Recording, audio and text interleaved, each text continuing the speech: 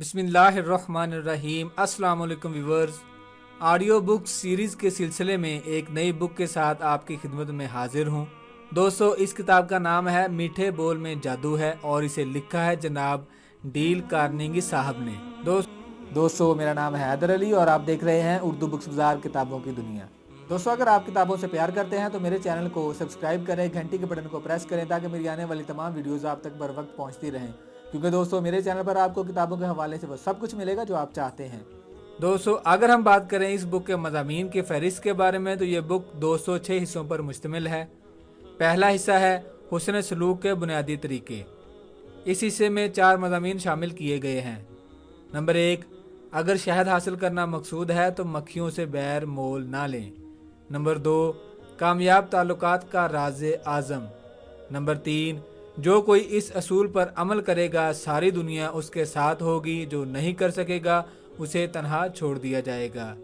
Number 4, इस किताब से ज़्यादा फ़ायदा उठाने के 9 तरीके। हिस्सा 2 है लोगों के दिल में घर करने के 6 तरीके। इस हिस्से में 6 मज़ामीन शामिल किए गए हैं।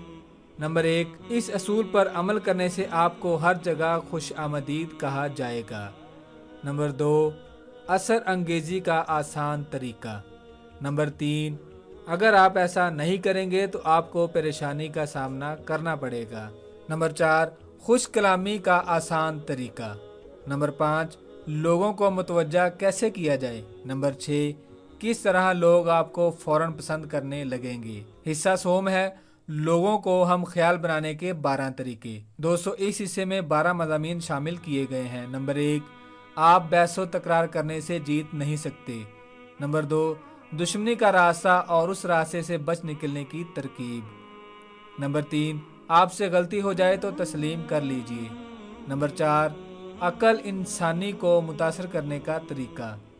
नंबर 5, सकरात का राज। नंबर 6, शिकायत से निपटने का बेज़रर नुस्खा। नंबर 7, तावन हासिल करने का तरीका। नंबर 8, एक मौजज़ा नुमा असूल। नंबर 9, लोग क्या चाहते हैं। नंबर 10, एक बात जिस पर हर कोई कान धरता है। नंबर 11, फिल्में यही कुछ करती हैं, रेडियो यही कुछ करता है, फिर आप ये कुछ क्यों नहीं करते।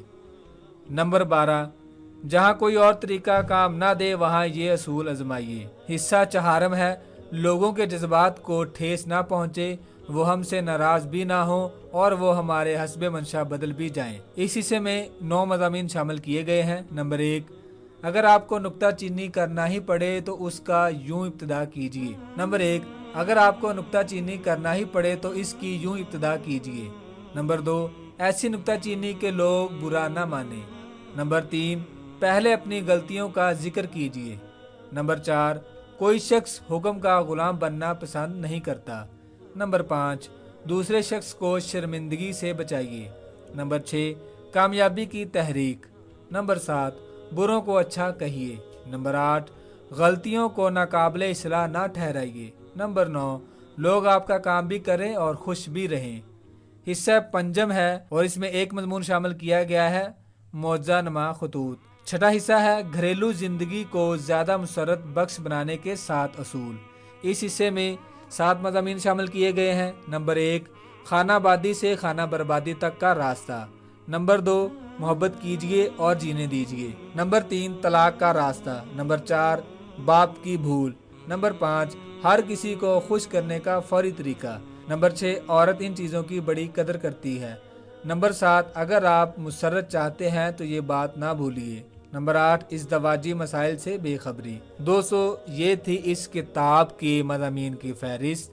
अगर हम बात करें इस किताब की कीमत के बारे में तो ये किताब है सिर्फ 400 रुपये की। अगर आप ये किताब या इसके अलावा कोई भी किताब आप ऑर्डर करना चाहते हैं तो स्क्रीन पर दिए गए हमारे नंबर पर आप व्हाट्सएप करें किताब का नाम, मोबाइल नंबर, अपना नाम और मुकम्मल एड्रेस।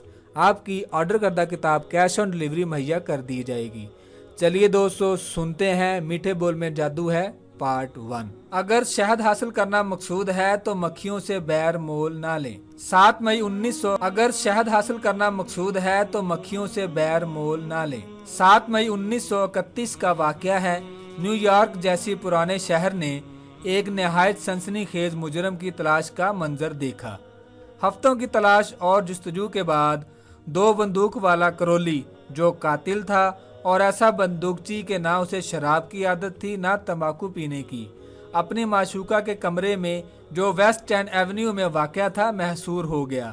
150 سپاہیوں نے مکان کے سب سے بالائی حصے کے مخفی کمرے کا محاصرہ کر رکھا تھا۔ چھت میں سوراخ کر کے پولیس نے اشک آلود گیس کی دھونی دی تاکہ کرولی قاتل کسی طرح کمرے سے باہر آئے۔ پھر انہوں نے گرد و پیش کی عمارتوں پر مشین گنیں چڑھا دی اور 1 گھنٹے سے زائد عرصے تک نیو یارک کا خوبصورت ترین محلہ گولیوں کی آوازوں اور مشین گنوں کی دنادن سے گونجتا رہا۔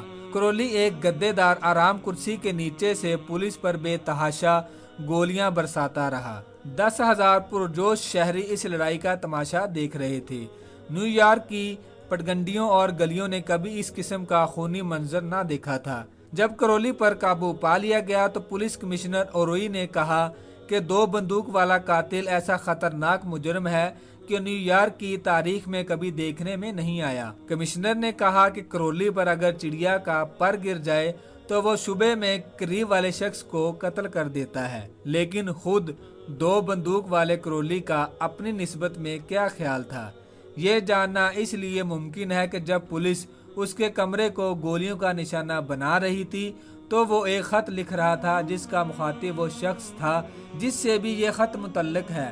خط لکھتے وقت اس کے زخموں سے بہتا ہوا خون کاغذ پر ایک سرخ لکیر کی شکل میں گر رہا تھا۔ اس خط میں کرولی نے کہا تھا، میرے پہلو میں ایک تھکا ماندہ دل ہے لیکن شفیق دل، جو کبھی کسی کو کسی قسم کا غضب نہیں پہنچائے گا۔ اس واقعے سے تھوڑی دیر قبل کرولی جزیرہ لانگ کی ایک سڑک پر کار میں تفریح کر رہا تھا۔ یکایک پولیس کا ایک سپاہی اس کے پاس آ کھڑا ہوا اور اس نے درخواست کی، اپنا لائسنس دکھائیے۔ بغیر ایک لفظ کہے کرولی نے اپنی بندوق نکالی اور پولیس کانسٹیبل کو گولی کا نشانہ بنایا اور اسے وہیں ڈھیر کر دیا۔ جب مرنے والا آفیسر گرا تو کرولی اچک کر کار سے باہر نکلا اور اس نے پولیس آفیسر کا پستول نکال کر اس کی ناش پر ایک اور گولی چلائی۔ یہی قاتل اب یہ کہہ رہا تھا کہ میرے پہلو میں ایک تھکا ماندہ دل شفیق دل ہے جو کبھی کسی کو کوئی غضندہ نہ پہنچائے گا۔ کرولی کو پھانسی کی سزا کا حکم سنایا گیا۔ جب اسے پھانسی گھر تک لے جایا گیا تو کیا اس نے یہ کہا تھا کہ یہ ہے وہ سزا جو مجھے قتل کی پاداش میں ملی ہے؟ نہیں، بلکہ اس نے یہ کہا تھا کہ یہ مجھے اپنی جان کی حفاظت کرنے کا اجر مل رہا ہے۔ کہانی کا مرکزی نقطہ یہ ہے کہ وہ بندوق والے کرولی نے کسی چیز کا الزام اپنے ذمے نہیں لیا۔ کیا آپ یہ سمجھتے ہیں کہ سب ملزم اور مجرم ایسا نہیں کرتے؟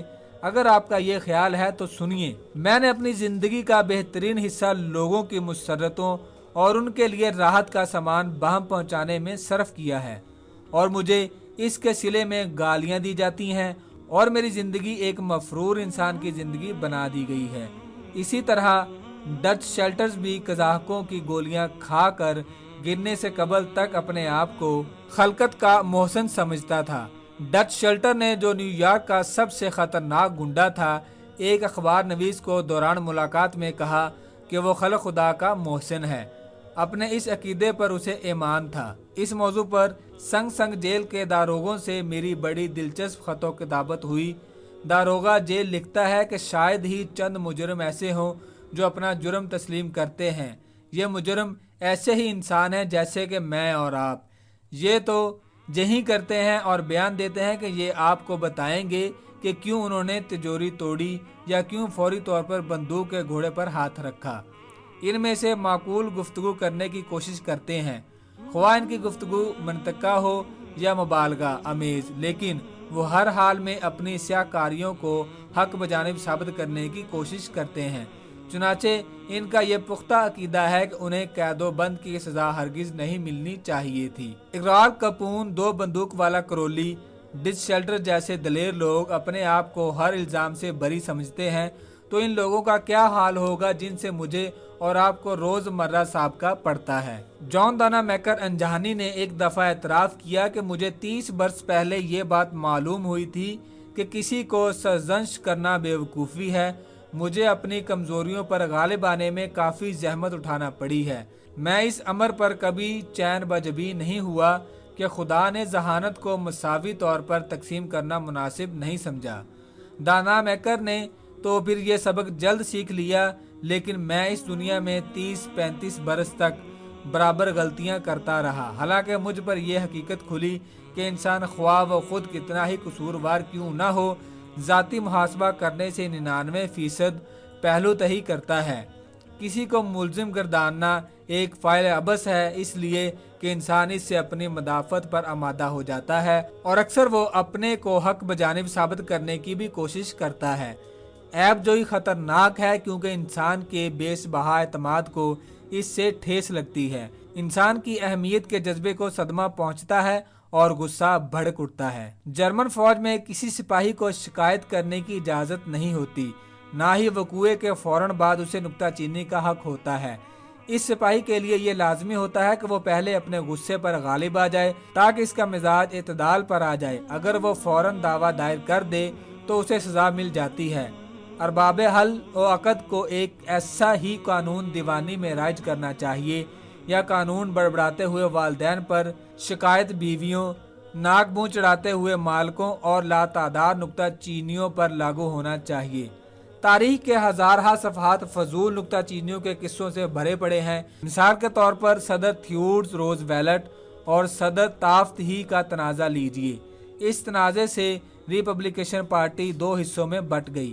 اس نے ڈورسن کو وائٹ ہاؤس میں مسند نشین کر دیا، جس نے عالمگیر جنگ کے متعلق نہایت جرأت مندانہ الفاظ لکھے اور تاریخ کا رخ پھیر دیا۔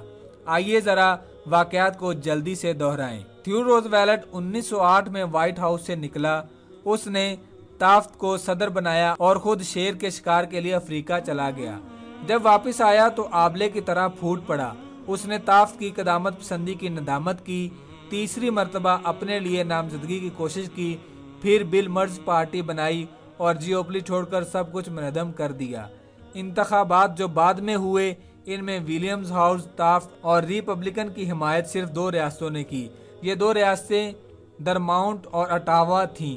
اس قدیم جماعت کی تاریخ میں ایسی تباہ کن شکست کبھی بھی نہیں ہوئی تھی۔ تھیوڈر روز ویلٹ نے صدر یافت کو مرود الزام ٹھہرایا، لیکن کیا صدر تافت نے بھی یہ الزام تسلیم کیا ہے؟ کبھی نہیں۔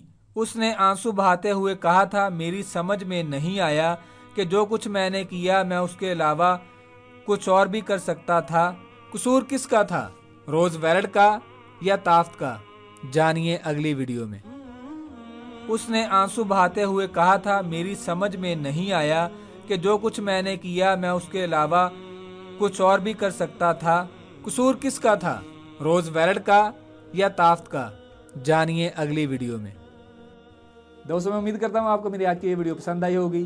اس طرح کی اچھی ویڈیوز دیکھنے کے لیے میرے چینل کو سبسکرائب کریں، گھنٹی کے بٹن کو پریس کریں، ویڈیو لائک کریں اور ہمیں کمنٹ کر کے یہ ضرور بتائیے کہ آپ کو ہماری ویڈیوز کیسی لگ رہی ہیں۔ پھر دوستوں ملتے ہیں نیکسٹ ویڈیو میں۔ اللہ نگہبان۔